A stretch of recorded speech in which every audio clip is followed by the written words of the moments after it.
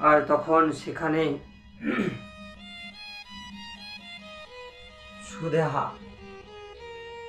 সুদেহা সেখানে পৌঁছাইলেন। আর ঘুষমার সন্তানকে জীবিত দেখে তার মনে হিংসা হলো।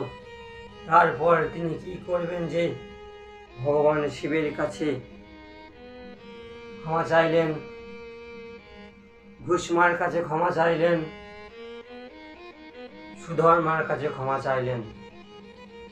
এইভাবে স্বামীর কাছে ক্ষমা চাইলেন, ঘুষমার কাছে, ভগবান শিবের কাছে। কারণ ক্ষমা চাওয়ানো অত্যন্ত মহত্বপূর্ণ বা পুণ্যের কাজ। যদি ছোট হয়ে বড় করা যায় কাউকে, তাহলে অনেক ফল প্রাপ্ত করা যায়, অনেক পুণ্য প্রাপ্ত করা যায়। তাই ভগবান শিবের এই কথা শুনে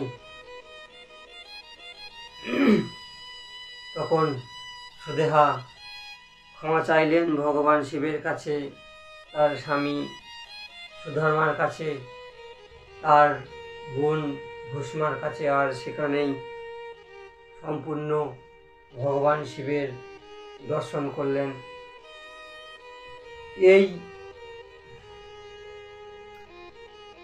এই ঘুষ্মেশ্বর শিবলিঙ্গের কীর্তন কথা যে স্মরণ করে, ভগবান শিবের এই কথা যে স্মরণ করে, লীলা যে স্মরণ করে, তার পাপ শেষ হয়ে যায়, বিনষ্ট হয়ে যায়, ভগবান শিবের ধামে পৌঁছায়।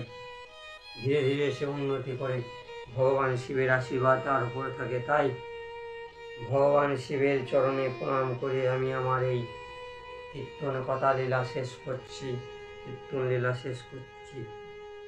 হর হর মহাদেব। জয় বাবা যুবটিয়া যন্ত্রেশ্বরের জয়। জয় বাবা যুবটিয়া যন্ত্রেশ্বরের জয়। জয় বাবা যুবটিয়া যন্ত্রেশ্বরের জয়।